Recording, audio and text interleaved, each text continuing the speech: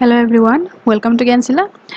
তো আমি আজি এই ভিডিঅ'টিত লৈ আহিছোঁ টকিঅ' অলিম্পিক 2020 ওপৰত ইম্পৰ্টেণ্ট কুৱেশ্যন যিখিনি এক্সাম পাৰপজৰ কাৰণে যিখিনি ইম্পৰ্টেণ্ট হয়।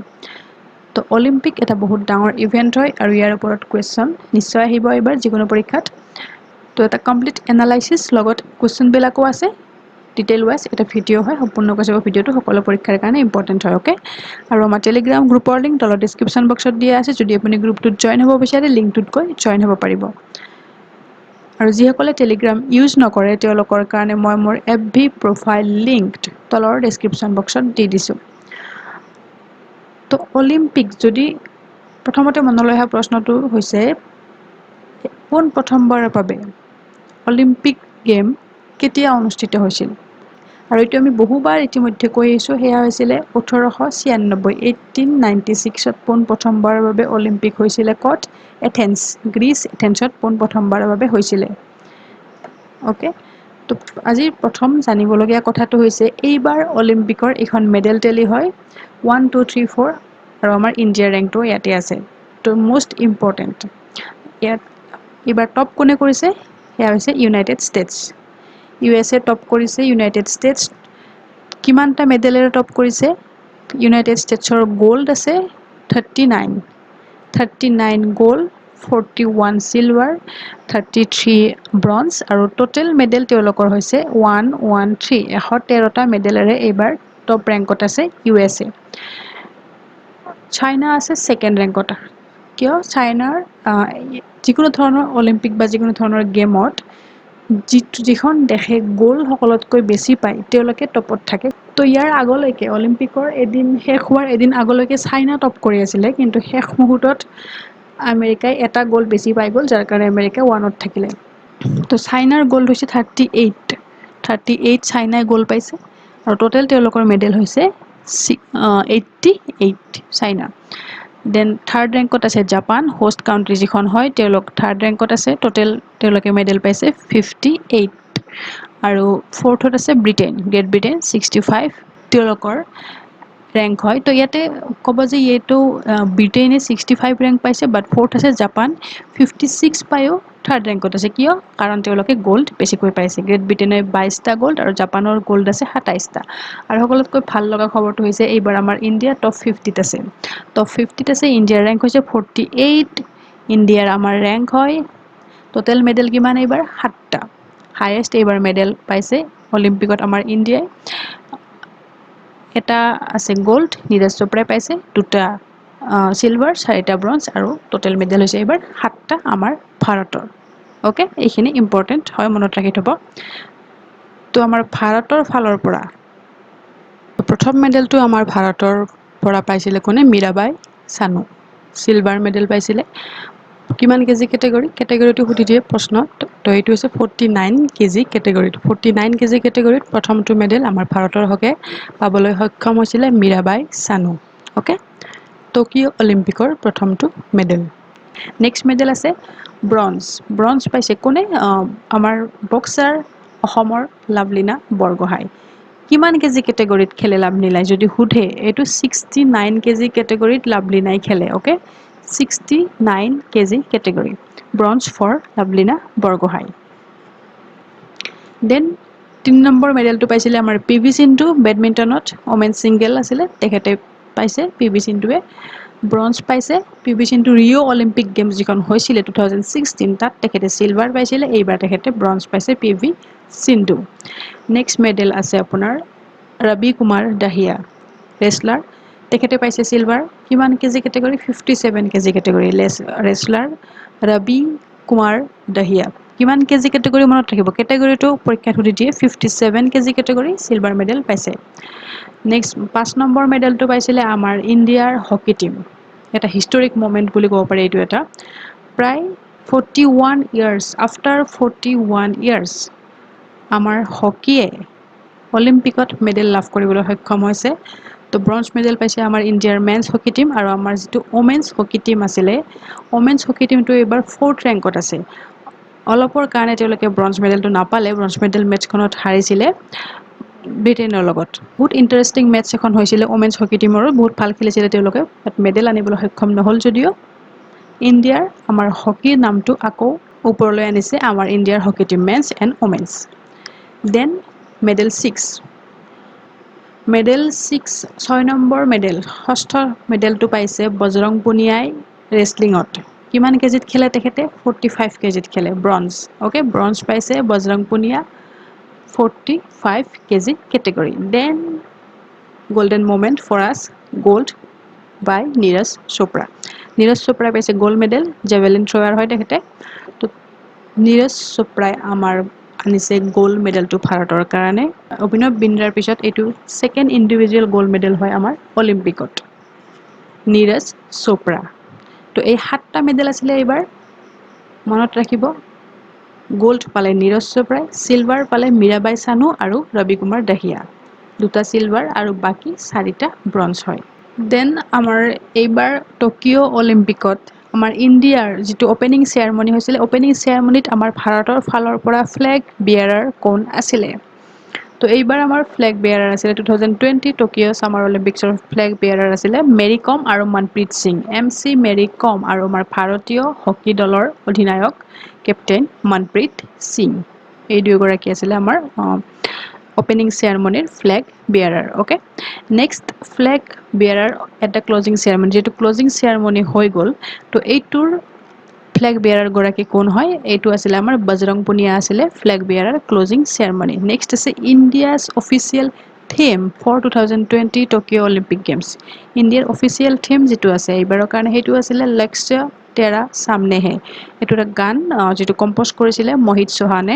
তেখেতে কম্প'জ কৰা এটা গীত হয় লক্ষ্য তেৰা সামনে হে নেক্সট মটো এইবাৰৰ মটোটো কি হয় টকিঅ' অলিম্পিকৰ এইবাৰৰ মটোটো হৈছে ফাষ্টাৰ হায়াৰ ষ্ট্ৰংগাৰ টুগেদাৰ প্ৰথমতে ইয়াৰ মটোটো আছিলে ইউনাইটেড বাই ইমোশনছ ইয়াৰ মটোটো দিয়া হৈছিলে বাট অলিম্পিক কমিটি ইণ্টাৰনেশ্যনেল অলিম্পিক কমিটিয়ে এইটো চেঞ্জ কৰি কিনে এইটো আনিছে faster higher stronger together okay এইটো মনত ৰাখিব ইম্পৰ্টেণ্ট হয় তাৰপিছত আছে মাস্কট যিটো মাস্কট থাকে টকিঅ' অলিম্পিকৰ প্ৰতিটো গেমৰে মাস্কট থাকে তো এইবাৰৰ টকিঅ' অলিম্পিকৰ মাস্কটটো আছিলে মিৰাই টৱা এইটো যিটো ব্লু কালাৰত যিটো আছে মিৰাই টৱা এইটো হয় এইবাৰৰ মাস্কটটো মিৰাই টৱা এইটো ওকে আৰু এইটো যিটো আছে পিংক কালাৰত এইটো কি হয় এইটো যিটো সামাৰ পাৰা অলিম্পিক হৈছিলে পাৰা অলিম্পিকৰ এইটো মাস্কট হয় এইটো সোমেইটি আৰু এইটো মিৰাই টৱা মাস্কট হয় এইবাৰ টকিঅ' অলিম্পিক 2020 এইবাৰৰ মাস্কট হয় ওকে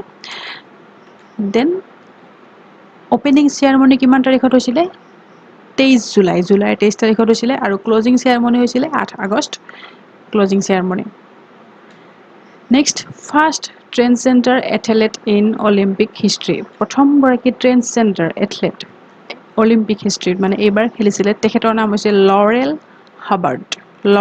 হাবাৰ্ড কৰ হয় তেখেত নিউজিলেণ্ডৰ হয় আৰু তেখেত ৱেইট লিফটিং কৰে লৰেল হাবাৰ্ড নেক্সট আছে most medal in Olympic Games Tokyo 2020 তো Tokyo 2020 সকলোতকৈ বেছি মেডেল লাভ কৰা খেলুৱৈগৰাকী কোন আছিলে তেখেতৰ নাম হ'ল ইম্মা মেকিয়ন অষ্ট্ৰেলিয়াৰ হয় সুইমাৰ হয় তেখেত 7টা টোটেল মেডেল পাইছে 4টা গোল্ড 3টা ব্ৰঞ্জৰ টোটেল 7টা মেডেল পাইছে অষ্ট্ৰেলিয়াৰ প্লেয়াৰগৰাকী হয় ইম্মা মেকিয়ন ওকে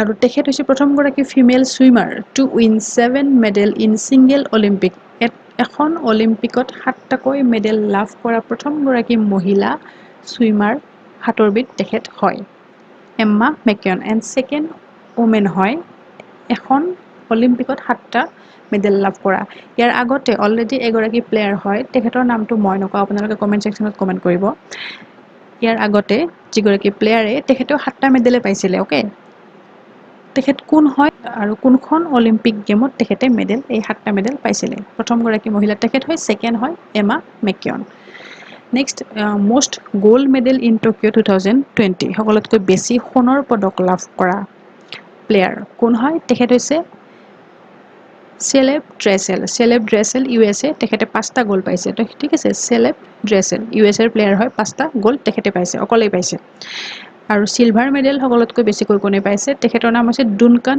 স্কট গ্ৰেট ব্ৰিটেইনৰ প্লেয়াৰ হয় 3টা সিলভাৰ পাইছে ডুনকান স্কট তো এইবিলাক মনত ৰাখিব আৰু মনত যদি নাথাকে তেনেহ'লে স্ক্ৰীনশ্বট ৰাখি থৈ দিব বহুত বেছি ইম্পৰ্টেণ্ট হয় পৰীক্ষাৰ কাৰণে এনেকুৱা কুৱেশ্যন ইয়াৰ পৰা কমচে কম ইয়াৰ পৰা মিনিমাম আপোনাৰ 3টা বা 4টা কুৱেশ্যন থাকিব youngest athlete to win individual gold medal in Tokyo 2020 Tokyo 2020 অলিম্পিকত গোল্ড মেডেল লাভ কৰা সকলোতকৈ ইয়ং প্লেয়াৰ গৰাকী সকলোতকৈ ইয়ং এথলেট গৰাকীৰ নাম কি তেখেতৰ নাম হৈছে মমিজি নিচিয়া জাপানৰ প্লেয়াৰ হয় তেখেত মাত্ৰ 13 বছৰ বয়স মাত্ৰ 13 বছৰ বয়স মমিজি নিচিয়া জাপানৰ প্লেয়াৰ হয় youngest athlete to win individual gold medal in Tokyo 2020 তাৰপিছত youngest athlete to win individual medal প্ৰথমটো আছিল গোল্ড মেডেল এইবাৰ হৈছে মেডেল সুধিছে তো মেডেল youngest আৰু এগৰাকী আছিল মেডেল পোৱা তেখেত হৈছে স্কাই ব্ৰাউন ব্ৰঞ্জ মেডেল পাইছে 13 বছৰ মাত্ৰ তেখেতৰ বয়স তেখেত হৈছে great Britain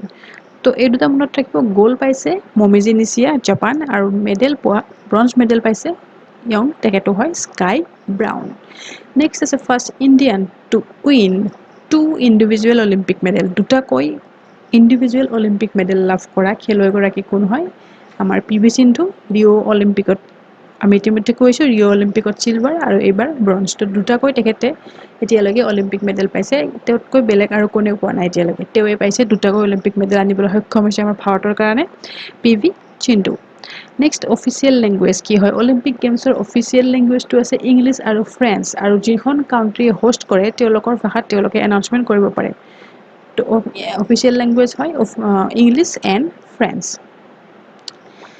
Next question, which country was banned from Tokyo Olympic 2020? Tokyo' অলিম্পিকৰ পৰা এখন দেশ এইবাৰ বেন কৰা হৈছিলে সেইখন দেশ কি হয় তো যদি আপুনি খেল চাইছে নিশ্চয় গম পাইছে ৰাছিয়া যিখন আছে ৰাছিয়াৰ এইবাৰ প্লেয়াৰ যিখিনি তেওঁলোকে খেলিছে কিন্তু তেওঁলোকে ৰাছিয়াৰ নামটো লৈ খেলিব পৰা নাই তেওঁলোকে দেশৰ নামটো লৈ খেলিব পৰা নাই তেওঁলোকে খেলিছে ROC নাম লৈ ৰাছিয়া অলিম্পিক কমিটি তো ROC নাম লৈ তেখেতসকলে খেলিছে ৰাছিয়াক বেন কৰা হৈছে অলিম্পিকৰ পৰা এইবাৰ 2020 অলিম্পিকৰ পৰা ডপিঙৰ কাৰণে তেওঁলোকক বেন কৰা হৈছে